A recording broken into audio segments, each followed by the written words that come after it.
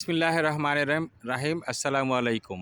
আজ 29শে মে 2025। আমি জাপানের সৌন্দর্য দেখানোর জন্য আবার সেই সাত সকালে বেরিয়ে পড়েছি। এখন সকাল 5:30 বাজে।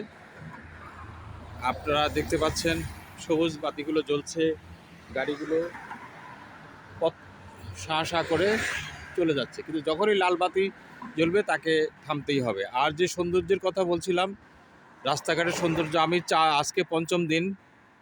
এই পঞ্চম দিন পর্যন্ত রাস্তাঘাট যেভাবে দেখেছি সেই পরিষ্কার পরিচ্ছন্ন এখনও আছে। এখানে কোনো আপনার নাই, সুইপার নাই, কোনো ক্লিনিং করার জন্য মিউনিসিপ্যাল কর্তৃপক্ষের কোনো লোক নাই। হ্যাঁ, রাস্তাঘাটগুলো একদম সেই সুন্দর ঝকঝকে তকতকে। পরিষ্কার করার যেহেতু কোনো ময়লা নাই, পরিষ্কার করার কোনো লোকেরও দরকার নাই। আর এইখানে ধুলোবালি বলতে কিছু নাই। আপনারা দেখেন এই দিকে লালবাতি জ্বলেছে, আর এখানে নিয়ম হলো লালবাতি জ্বললেই তাকে সেখানে থামতেই হবে। আমি এই মুহূর্তে ক্যানেল সিটি হাকাতায় দাঁড়িয়ে আছি। এই হাকাতাটা হলো ফুকুওকা একটা বড় শহর। সেই বড় শহরের একটা ওয়ার্ড, আমাদের যেমন ওয়ার্ড থাকে সেরকম একটা ওয়ার্ড। তবে আপনাদেরকে বলে রাখি, এই ফুকুওকা হলো আবার কিউশু দ্বীপপুঞ্জে। আপনারা জানেন জাপান বাংলাদেশের দ্বিগুণের চেয়েও বড় রাষ্ট্র, প্রশান্ত মহাসাগরের দ্বীপরাষ্ট্র। আর এই দ্বীপরাষ্ট্রগুলো আবার কয়েকটা ভাগে বিভক্ত। যেমন 4টা বড় বড় তারা দ্বীপপুঞ্জ এখানে করছে, ঘোষণা করেছে, বা তারা তাদের সুবিধার্থে তারা 4টা দ্বীপপুঞ্জকে করেছে, ভাগে ভাগ করেছে। একটা হলো হোক্কাইডো, হনশু, শিকোকু, কিউশু। হনশুতে হলো টোকিও, ইয়োকোহামা, কোবে, এগুলো সবই হলো আপনার হনশুতে। আর আমি আছি এই মুহূর্তে কিউশু দ্বীপপুঞ্জে। আর দর্শক আপনাদেরকে বলি, এই কিউশু যেখানে আছি, এইখানটার আমার একদিকটা হলো নাগাসাকি। আপনার 9ই আগস্ট যেখানে দ্বিতীয় পারমাণবিক বোমাটা ফেলা হয়েছিল। আর 6ই আগস্ট যেটা হিরোশিমা হলো আমার এখানের ডান দিকে, এই শহরের ডান দিকে। আমি দুই ঐতিহাসিক শহরের মাঝে আছি এবং আপনাদেরকে ঘুরে ঘুরে জাপানের সৌন্দর্য দেখাচ্ছি। তো যেটা বলছিলাম যে এই যে 4টা বড় বড় দ্বীপপুঞ্জ, এই বড় বড় 4টা আর কি, হোক্কাইডো, হনশু, শিকোকু, কিউশু। এই হোক্কাইডো শুরু হলো আপনার রাশিয়ার কামচাটকা উপদ্বীপের শাখালিন থেকে শুরু হয়েছে, আর সেটা শেষ হয়েছে এই দ্বীপপুঞ্জের শেষ মাথায় একদম পশ্চিমে যে তাইওয়ানের কাছে ওকিনাওয়া, যেখানে আমেরিকান ঘাঁটি আছে, সেখানে যে শেষ হয়েছে। পুরা এই হোক্কাইডো থেকে ওকিনাওয়া পর্যন্ত প্রায় 3000 কিলোমিটারের উপরে।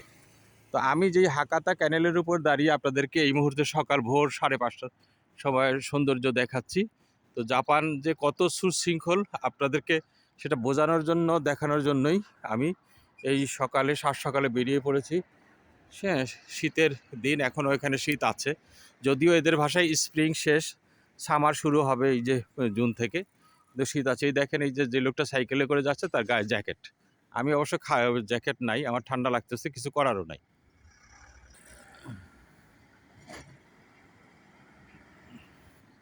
তো যেটা বলছিলাম আপনাদেরকে, এই যে দেখেন আমি যে ক্যানেলের উপর দাঁড়িয়ে আছি, সেই ক্যানেলটা আবার খুবই সাজগোজ করে বাঁধানো আছে। এখানে দেখেন এই নিচে শিট পাইল দেওয়া আছে, শিট পাইল থেকে তারপরে পাথর দেওয়া আছে, নেট দেওয়া আছে, তারপরে গাইড ওয়াল। হ্যাঁ, তো গাইড ওয়াল করে তারপরে এই ক্যানেলটাকে শাসন করে তারা দুই পাশে খুবই সুন্দর করেছে। আর দেখতে পাচ্ছেন কিছু দূর পর পরেই এই ক্যানেলের উপর দিয়ে আপনার ব্রিজ আছে এপারে ওই পারে যাওয়ার জন্য।